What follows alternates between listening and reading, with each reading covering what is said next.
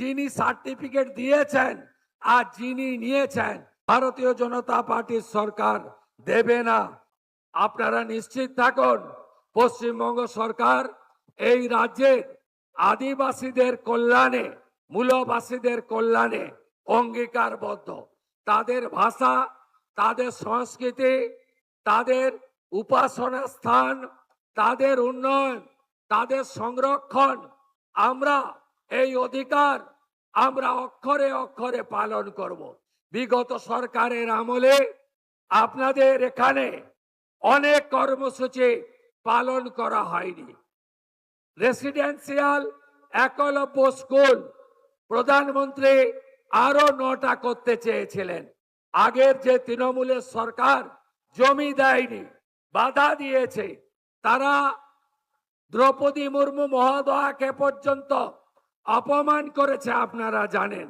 আমি আনন্দের সঙ্গে আপনাদের কাছে ঘোষণা করতে চাই যে আমরা ভারত সরকারের ধরতি আবা জনজাতীয় গ্রামীণ উৎকর্ষ অভিযান, এই অভিযানে এই সরকার ইতিমধ্যে অন্তর্ভুক্ত হয়েছে। প্রত্যেকটি আদিবাসী গ্রাম, আদিবাসী পরিবার, আদিবাসী এলাকা আমরা উন্নয়নের চরম শিখরে পৌঁছে দেব। আমরা আদিবাসী এলাকায় বিশেষ উন্নয়নের জন্য 350 কোটি টাকা আলাদা প্যাকেজ তৈরি করার জন্য মাননীয় মন্ত্রী ক্ষুদিরাম টুডুর দপ্তরকে দিয়েছি, যাতে তারা এই কাজটা করতে পারে। আমাদের আদিবাসী হোস্টেলগুলোতে যে ছাত্রছাত্রীরা থাকেন তাদের খাদ্য ভাতা 1800 টাকা বাড়িয়ে আমরা আগস্ট মাস থেকে আমরা 3300 টাকা করে তাদের খাদ্য ভাতা করব।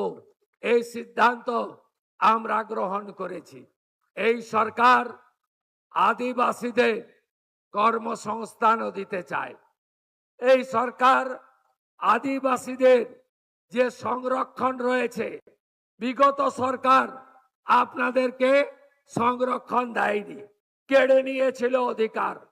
কারণ তারা পার্মানেন্ট চাকরি দিত না, কন্ট্রাকচুয়াল চাকরি দিত। আপনারা তাকিয়ে দেখবেন, যত কন্ট্রাকচুয়াল চাকরি দিয়েছে সেখানে শিডিউল কাস্ট এবং শিডিউল ট্রাইবের সংরক্ষণ নীতি মানা হয়নি। শুধু তাই নয়, এই রাজ্যে হাজার হাজার ভুয়া এসটি সার্টিফিকেট দেওয়া হয়েছে। এসটি সার্টিফিকেট দেওয়া হয়েছে। আমাদের মন্ত্রী এবং দপ্তর প্রত্যেকটা ভুয়া এসটি সার্টিফিকেটের বিরুদ্ধে তদন্ত করছে এবং দোষী সাব্যস্ত হলে যিনি সার্টিফিকেট দিয়েছেন আর যিনি নিয়েছেন দুজনকেই জেলে পাঠানো হবে। আদিবাসীদের সার্টিফিকেট 2 নম্বরই করতে এই সরকার, ভারতীয় জনতা পার্টির সরকার দেবে না। এটা আপনারা নিশ্চিন্ত থাকতে পারেন। শুধু আদিবাসী কল্যাণ দপ্তর নয়, আমরা পশ্চিমাঞ্চল উন্নয়ন দপ্তর, যে দপ্তর আমার হাতে আছে, এই দপ্তরে গত 3 বছর প্রাক্তন মুখ্যমন্ত্রী টাকা দেননি, 1 টাকাও দেননি। আপনি শুনলে অবাক হবেন, 25-26-এ মাত্র 6 কোটি টাকার কাজ হয়েছে এই 75টা ব্লকে, জঙ্গলমহলে। আমি আপনাদের বলি, আমরা এবারে 1200 কোটি টাকা বরাদ্দ করেছি বাজেটে। এই জঙ্গলমহলের 75টা ব্লকে ব্যাপক উন্নয়ন হবে। স্বাস্থ্য কেন্দ্র সাজাবো, জল পৌঁছে দেব, কমিউনিটি হল বানাবো এবং আমাদের বৃহত্তর পরিকল্পনা আছে। একদিকে জামশেদপুর ঝাড়খণ্ড শিল্পনগরী, আরেকদিকে দুর্গাপুর শিল্পনগরী। এই দুটোকে 200 কিলোমিটারের রাস্তায় যুক্ত করা যায়।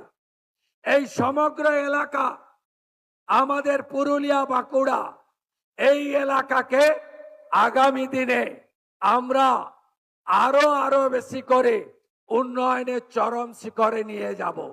ঝাড়গ্রাম যেমন একটি আদিবাসী ইউনিভার্সিটি পেয়েছে, আমি জেলা শাসককে বলেছি, তিনি এখানে অনেকগুলো জায়গা দেখে রেখেছেন।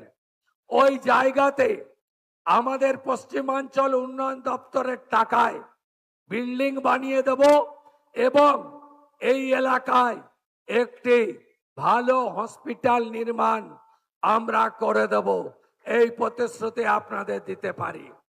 এবং পশ্চিমাঞ্চল উন্নয়ন দপ্তর, আদিবাসী কল্যাণ দপ্তর আর আমাদের পর্যটন দপ্তর সঙ্গে ত্রিস্তর পঞ্চায়েতের ফিনান্স কমিশনের টাকা, এই সব টাকা মিলিয়ে মুকুটমণিপুর একটি আদর্শ পর্যটন কেন্দ্র।